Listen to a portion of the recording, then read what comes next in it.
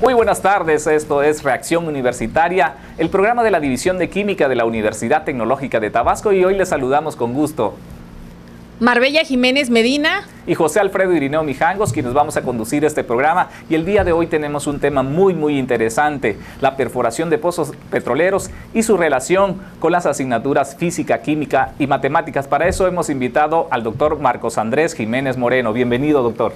Hola, buenas tardes.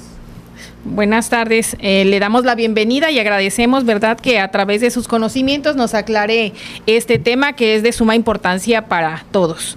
Primeramente, quisiéramos saber cuáles son esas asignaturas o materias que se relacionan con la perforación de los pozos petroleros. Okay. Bueno, pues agradezco la oportunidad que me brindan para tener una facilidad de entrar con los alumnos en el área de conocimiento de la perforación de pozo petrolero. Hay materia muy importante. El plan de estudio implica materias como física, matemática, química, que son muy fundamentales en la perforación de pozo. La perforación de pozo es un tema muy complejo, multidisciplinario podríamos decir, porque implica la relación de muchas áreas del conocimiento.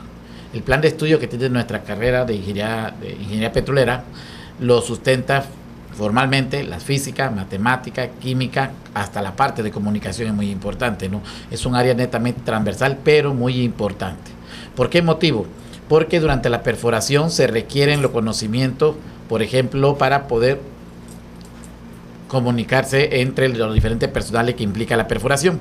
Por ejemplo, la física está inmiscuida o está implícita en lo que son los fluidos de perforación, en un fenómeno llamado descontrol, un brote, un reventón, que es un evento que generalmente ningún perforador quisiera que se le presentara durante su jornada laboral. Es un evento que puede implicar hasta la pérdida de un equipo de perforación, daños materiales al propio equipo, la infraestructura física del equipo de perforación, una contaminación ambiental sumamente de grandes, catastróficas en algún momento, y principalmente pérdidas humanas. Entonces ahí es donde se ve implícita la física, la matemática, la química, porque al fin y al cabo estamos relacionando con diferentes tipos de fluidos. Un fluido de perforación que es una mezcla de aditivos químicos de varias sustancias que nos permiten a nosotros hacer ciertas ventajas en la operación de perforación. Muy bien, doctor. Entonces acabas de hablar directamente de la relación de ciertas asignaturas o disciplinas con la industria petrolera. Quiero regresarme un poquito en la parte de nuestro estado, así como Veracruz y Campeche también. La actividad petrolera es pues prácticamente la vida cotidiana de esta región, y eso nos permite a nosotros tener muy en cuenta que esta actividad, pues convivimos con ella a diario, ¿no? Muy probablemente cercano nos queda un pozo petrolero, sí, o hemos pasado en las diferentes vías carreteras y podemos ver cercanamente un pozo petrolero. Ok, ¿qué se hace primeramente? Y ahorita lo vamos a regresar a relacionarlo con la actividad prácticamente de la perforación. Pero, ¿qué hay antes de la perforación? ¿Qué tienen que hacer los ingenieros o los físicos, en este caso, para poder decir aquí se va a perforar? Sí, hay todo un estudio de exploración, ¿no? Un estudio de exploración que en tiempos atrás la paraestatal COMESA era la que se encargaba de hacer o de ubicar esos yacimientos por medio de una triangulación de registro sónico, por así decirlo. Entonces, una vez que se corrobora que hay posibilidad de que haya un yacimiento, lo que se hace es una perforación. Pero antes de la perforación hay que ir a evaluar el terreno. Es decir, que el terreno cuente con la compactación suficiente, necesaria, mecánicamente. ¿Por qué? Porque el terreno va a ser la base que va a sustentar toda la infraestructura de un equipo de perforación, que implica los preventores, la torre o mástil de perforación, el área de control de sólidos, el área de fluido, todos los motores que van a generar la corriente necesaria para que todo ese equipo funcione. Entonces todo eso tiene que ir netamente compactado. Si el suelo no tiene esa compactación que se requiere, durante las actividades de perforación el equipo se puede ir de lado, lo cual puede hacer que la perforación ya no sea netamente vertical, sino que sobrepase el ángulo que tiene y pase a otra categoría llamada direccional, por así decirlo. O pueden suscitarse riesgos como colapsar el equipo, irse de lado, y entonces eso hacer una pérdida de infraestructura muy cara. Fíjese que está diciendo algo muy interesante, a lo mejor y en algún momento nosotros pensamos que decir, no, pues lo único que hay que hacer es limpiar el área y empezar a perforar, ¿no? Pero sí, está mencionando algo que hay que preparar el terreno, así dice, porque para saber si va a soportar el equipo, que debe ser efectivamente muy pesado, me imagino, pues sí, la actividad que se va a realizar. Y aquí ya nos está usted abriendo el panorama de qué son las primeras actividades, digámoslo así, después de que ya se tienen los registros, ¿no? Decir, sí hay un yacimiento aquí y entonces vamos a empezar a preparar el terreno para poder perforar. Qué bien. Y entonces aquí ya ¿qué disciplinas intervienen para que podamos tener ya el estudio completo? Bueno, recordemos que primeramente, como le decía, hay un estudio de compactación de suelo. En lo que eso se realiza, hay todo un departamento de diseño de pozo. Ellos son los encargados de hacer el diseño, basado en las ubicaciones del posible yacimiento, con la ubicación en superficie, se determina si el pozo va a ser vertical o va a ser direccional. También se determina a qué profundidad va a caber en las tuberías de revestimiento. Así también se hace un diseño de la sarta de perforación, qué tipo de fluido se va a utilizar para perforar, qué tipo de barrena, porque cada uno de estos elementos tiene un uso a diferentes profundidades. Hay tuberías de revestimiento que solamente pueden ser utilizadas, digamos, a los primeros 100, 200, 500 metros. Pero si el pozo es de 5.000 metros, lleva 3, 4 etapas. ¿Por qué? Porque a medida que vamos a diferentes profundidades, no vamos a encontrar posiblemente mantos acuíferos. Entonces tenemos que meter una tubería que sea resistente a la corrosión, ¿no? Entonces no podemos colocar una tubería que no cumple esa característica, porque al momento que estemos perforando se encuentra un manto acuífero, una pequeña corriente, entonces humedece o moja la tubería. A lo poco tiempo esa tubería se va a corroer y durante la vida productiva del pozo, eso va a llegar a un momento en el cual esa tubería se va a debilitar y no puede provocar un accidente. Entonces hay una serie de disciplinas, como por ejemplo resistencia a materiales, químicos, físicos, matemáticos, biólogos, geofísicos, geólogos como tal, todo un equipo multidisciplinario atrás de lo que es un diseño de pozo. Básicamente aquí no podríamos decir que una sola disciplina, que es decir, un solo profesionista podría llevar a cabo este estudio, ¿no? Prácticamente es multidisciplinario el trabajo y se va a requerir de todos. Todos son importantes aquí, todas las disciplinas. Y usted ya mencionaba al inicio del programa que hay 3 asignaturas, incluso que cada uno de estos profesionistas desde luego se prepara en ella, y tenemos física, química y matemáticas. Sí, la ventaja que tiene la Universidad Tecnológica de Tabasco, específicamente la división de química, ¿sí?, con la carrera de ingeniería petrolera, es que formamos a los alumnos con un conocimiento también que le va a dar un parteaguas, que le da un valor agregado, que son las materias de especialidad que llamamos.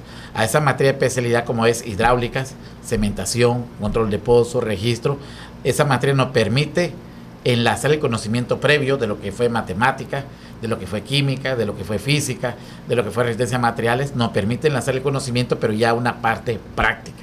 Es decir, que el alumno, cuando llega a su estadía de nivel TCU, seguramente ya lleva los conocimientos bien claros y la importancia que tienen todas las áreas en cada una de las actividades.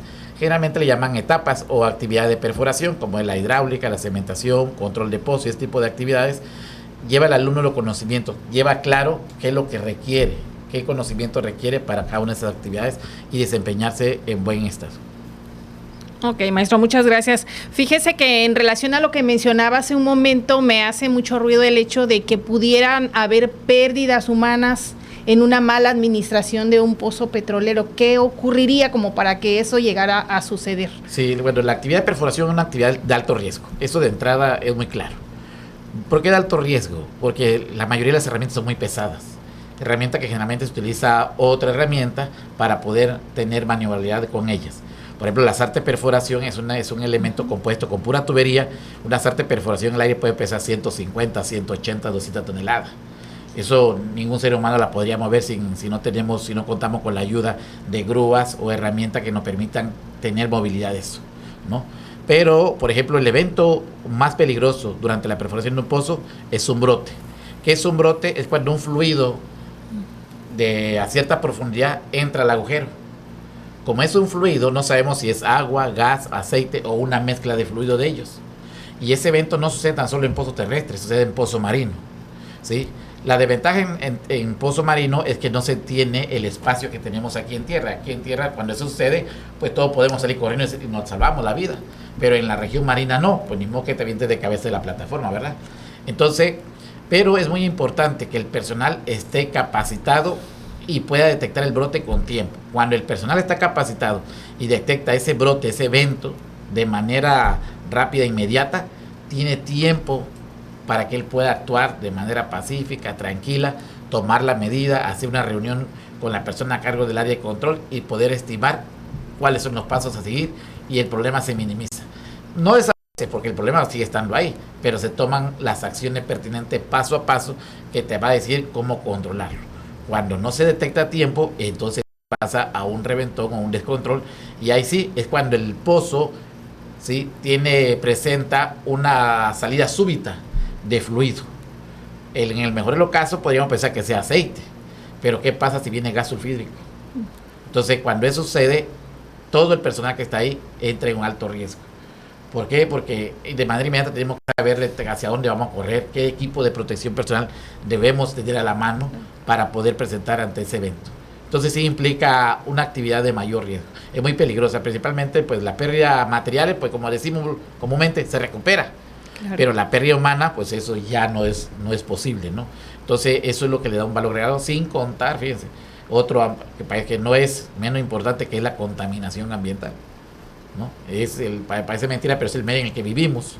Entonces, pues, estar debidamente relacionado con la existencia de nosotros mismos, ¿no? Entonces, la cuestión de la vida humana con la cuestión ambiental, pues, están relacionadas ambas, ¿no? La cuestión de los recursos materiales, pues, de una otra forma se podría llegar a recuperar, pero esa otra parte lleva mucho tiempo. Ok, muchísimas gracias. Pues vamos a hacer una pausa. Recuerden que estamos en su programa Reacción Universitaria, aprendiendo, enseñando e innovando con química. No le cambien, estamos en el 100.2 de FM, Sintonía UTAP. Regresamos.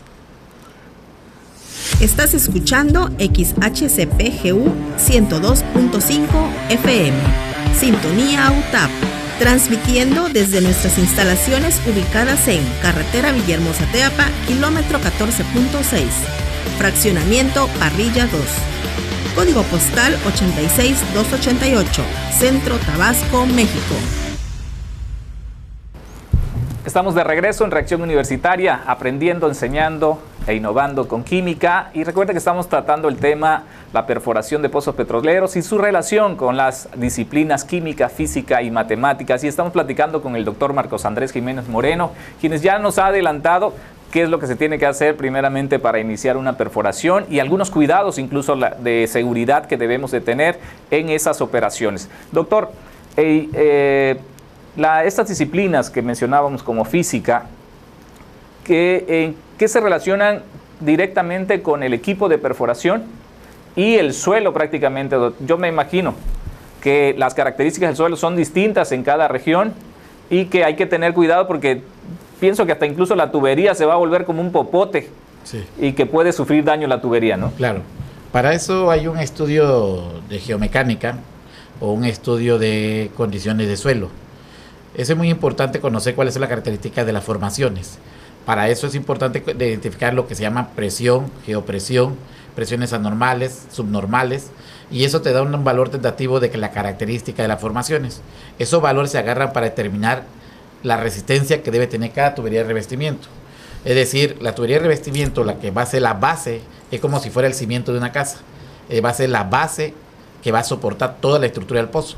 Si el pozo dura 40 años, esa tubería tiene que estar intacta durante 40 años.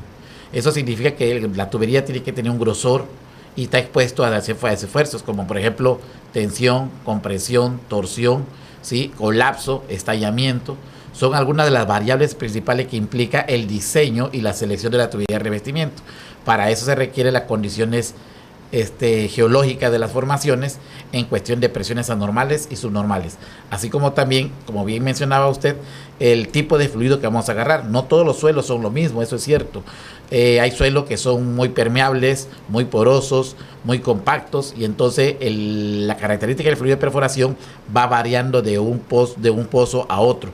La perforación podríamos decir que es la misma, ¿sí?, la actividad, pero no hay un pozo exactamente igual a otro. Así esté a 20 metros uno de otro pozo, no son iguales. Las actividades son las mismas, por así decirlo, sí, pero un pozo se puede manifestar de manera diferente.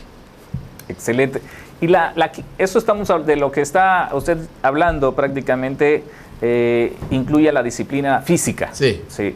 Ahora, ¿y la química cómo se relaciona aquí con una perforación? Bueno, la química está relacionada, como le decía, con el fluido de perforación. Aquí en la Universidad Tecnológica de Tabasco, pues una de las materias fundamentales para la ingeniería petrolera es la química.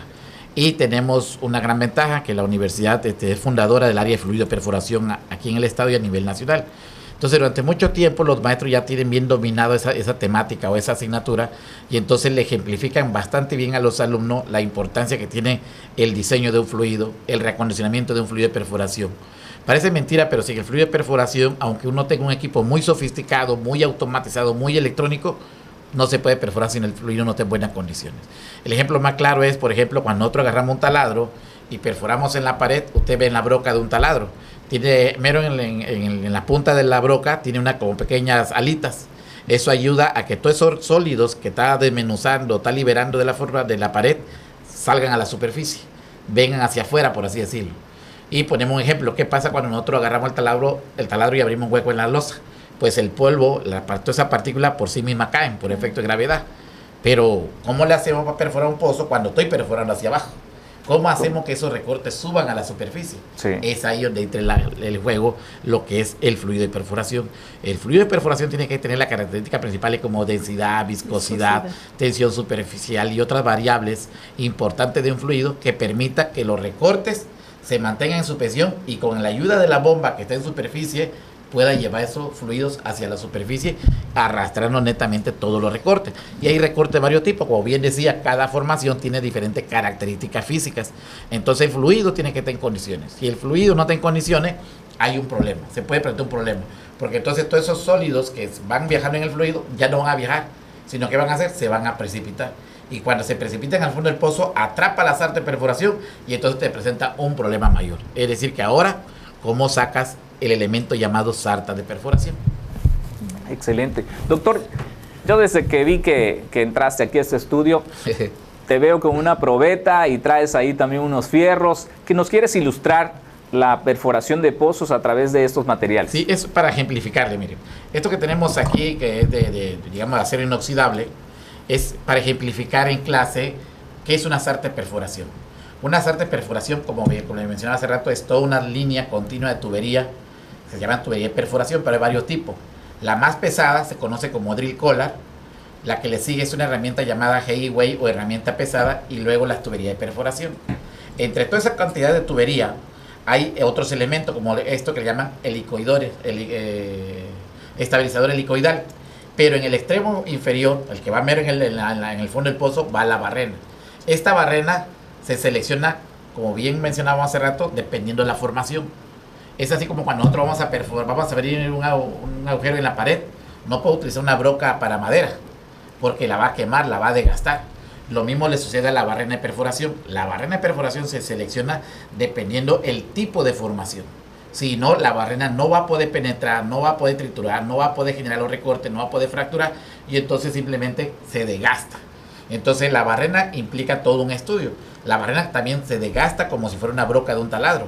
Entonces periódicamente la barrena se lleva un récord en el cual te dice metro a metro, y periódicamente se lleva a superficie. Hay una persona encargada de barrenólogo que se encarga de inspeccionar, de evaluar el desgaste que esta tiene. ¿Por qué? Porque se da lo mismo. Cuando nosotros agarramos un taladro y lo ponemos en la pared, si no le ejercemos presión, la broca está girando, pero no penetra. ¿Qué hacemos? Nos apoyamos un poquito sobre él, es decir, le ejercemos peso. Y entonces la broca empieza a entrar. Si le ejercemos mucho peso, la broca se pone al rojo vivo, se puede quebrar. Lo mismo le pasa a la barrena. Si esta sarta de perforación, el perforador deja caer mucho peso, entonces los dientes o los rodillos o codos que tiene este elemento llamado barrena se va a desgastar, se puede salir de su lugar, y entonces va a ser metal con metal. Eso va a tener un problema mayor.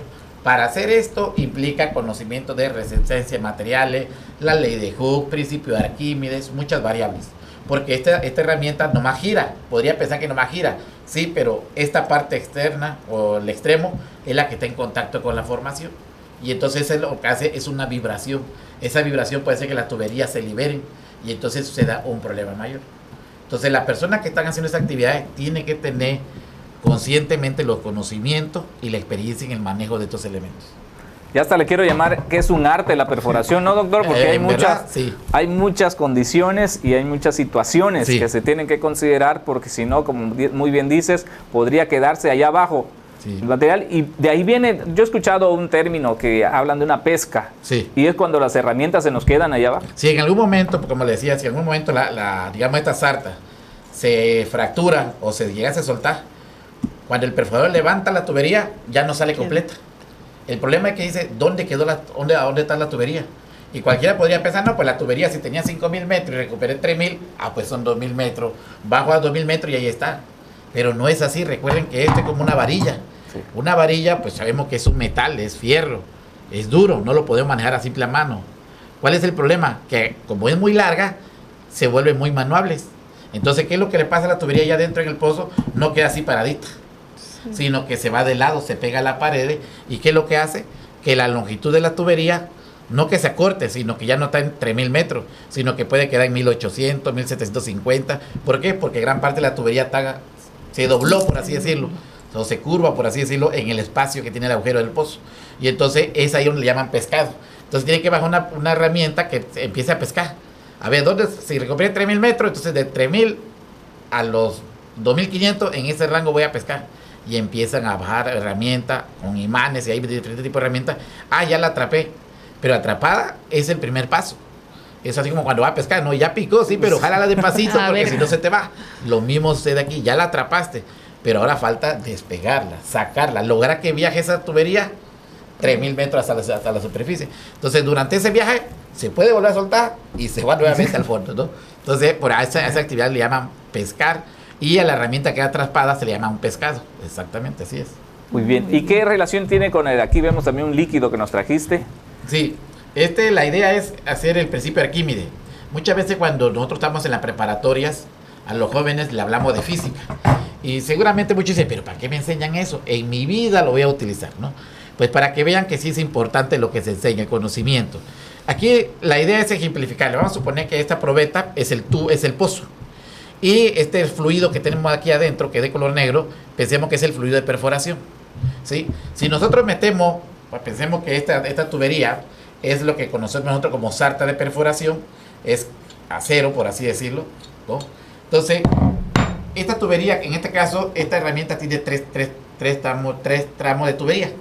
Si yo meto esta en el pozo, ¿sí? Supongamos que este es el pozo, a medida que yo lo voy sumergiendo, el nivel de fluido va subiendo, ¿sí? Cuando yo la saco, el nivel de fluido baja. Pero este fluido tiene una densidad. Con esa densidad se calcula la presión hidrostática, que es la densidad, la profundidad, dividido entre 10 kilogramos sobre centímetro cuadrado. Es la presión que ejerce la columna de fluido en el fondo del pozo. Entonces, esa simple actividad que está haciendo el perforador, que es metiendo y sacando, como pueden ver, el nivel de fluido baja y sube. ¿Eso qué significa? Que tenemos una variación de presión. Entonces, ¿qué tiene que hacer el perforador? Tiene que sacar la tubería sabiendo cuánta tubería puede sacar. Si el perforador, ahora sí como se dice en el vulgar, se pica sacando tuberías, sacó una tubería, 2 tuberías, 3 tuberías, 10 tuberías y no rellenó el agujero, a medida que la va sacando, el nivel de fluido va bajando.